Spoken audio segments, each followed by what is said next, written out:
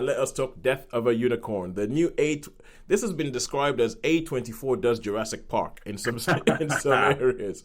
But Sharon, please take it away. Tell us about Death of a Unicorn. Tell us about the basic premise. Yeah, this starts off with a father and his daughter, played by Paul Rudd, and her name escapes me now. Wednesday Adams. No, Jenna Ortega. that's it, John Ortega.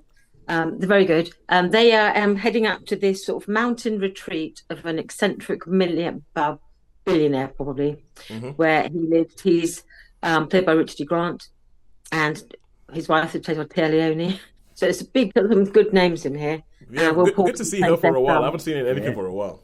No, no, not for a while. So he, Richard E. Grant is this eccentric billionaire who lives in this mountain retreat that is, it's like a wild preserve in, I'm assuming it's in Canada. Yeah, because I think it's Canada. So they've got this vast estate of untouched wilderness, basically.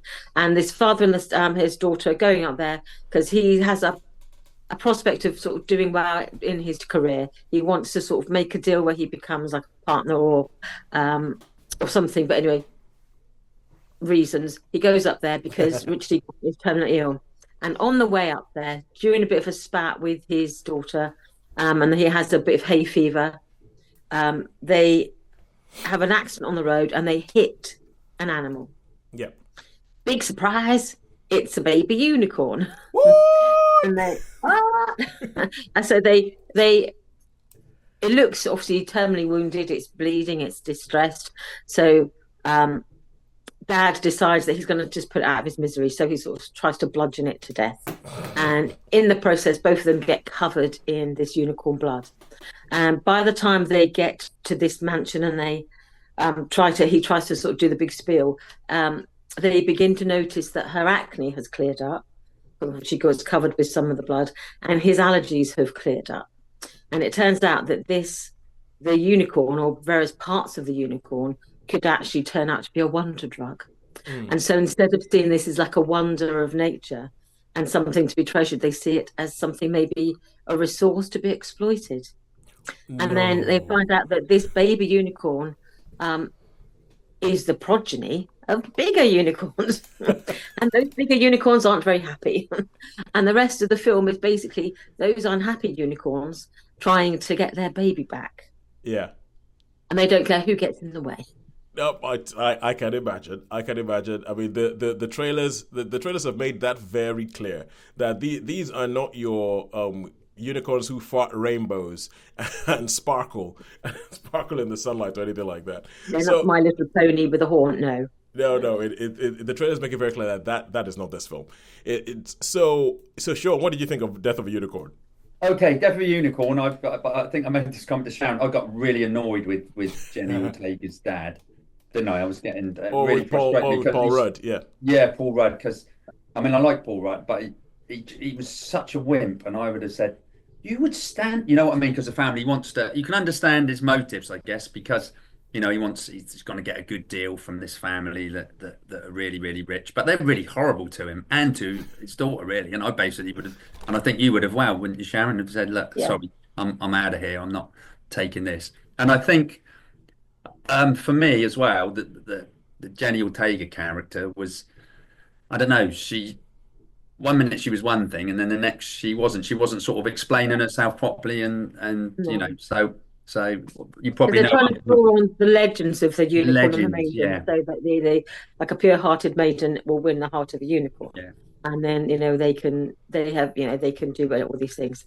And And I, so sometimes she's a stroppy teen, and other times she's sort of this sort of pure in heart. So yeah, she does veer between yeah, stroppy teen, fighting with which her was dad, and mm, communing with nature.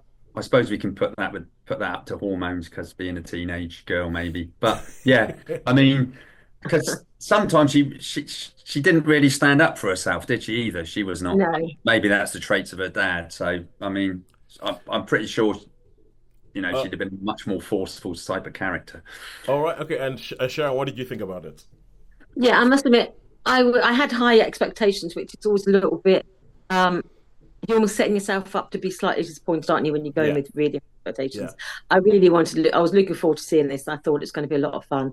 It was fun in places, but I found some of the acting a bit broad, because obviously when the actors, when they know that this is a ridiculous premise, it does sort of influence their performances.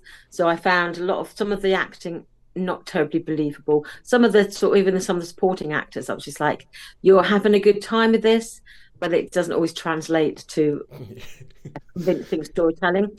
And I think we went with Happy John as well. And one of the things he said, and afterwards I thought, yeah, that is true. It was quite long, and I think it would have been improved by a bit of tighter editing. yeah, A lot of the angry unicorn scenes, I think some of them it's just like, okay, running in through the woods in pursuit of an angry unicorn in pursuit. Okay, running around the house, angry unicorn in pursuit. Okay, running around the garden, angry unicorn or in pursuit. So you had a lot of bits thinking you could tighten this up a little bit. I think it showed a little bit of self-indulgence in the way they did let some of these scenes go on. I think a bit too long. yeah, Could have been tighter. Could have been a bit more compact. That I think would have made it a bit more effective. And then they obviously signposted. We know that there's going to be some gory deaths. They're all signposted early on. You saw exactly how they're all going to die, because you see it in one of they show you some tapestries. It's like you're signposting a lot of the events that are going on later. yeah. Again, I thought if they're going to do that, you're going to signpost them, and you've got to get on with it, because these aren't going to become as a surprise. You just got to make them Yeah. interesting. I think a bit flabby could be tighter. It was going to be a theme this week. Yeah. Yeah. So, but okay. So Sharon, just finish off your thought. Then Sean is itching to say something. So Sharon, finish up what you're saying. No, I was just saying, for me, yeah. So for me, I liked it, but I didn't love it, and I wanted it to be better than it was. All right, Sean. I just want to say I agree everything with Sharon. I would say it was a 3. I think it could have been better. It had moments, but Yeah. what really as well, and I don't know why things get on my nerves. Perhaps I'm just an old trash thing. They did do the obligatory drone shot at the beginning of the film with a car Driving along. up to and it's just like, not again. You know what I mean? With the big wide out. Do you know what I mean? The shot I mean, right? And Yeah. they need to put that in now all the time. It's like those silly. I don't know. Well, I don't know. It just really. It's like a car advert, isn't it? It's the car advert. Yeah, it is. Yeah, the car advert. That's what it is. Get this car. Sure, but Sean, if you have a drone, you're gonna use the drone. You need to use the thing. That's true. That's true. Yeah. But it's just funny. It's funny how I pick up on things like I don't know what it is up there that I pick up on that. But it is funny. If But it was used to show their sense of isolation, it'd be one thing, but it doesn't. It's just like windy road, wooded hillside. It doesn't give you a sense of place because all those things are set up by other landscape shots. You don't need that. Well, I'll tell you one thing that happens, right?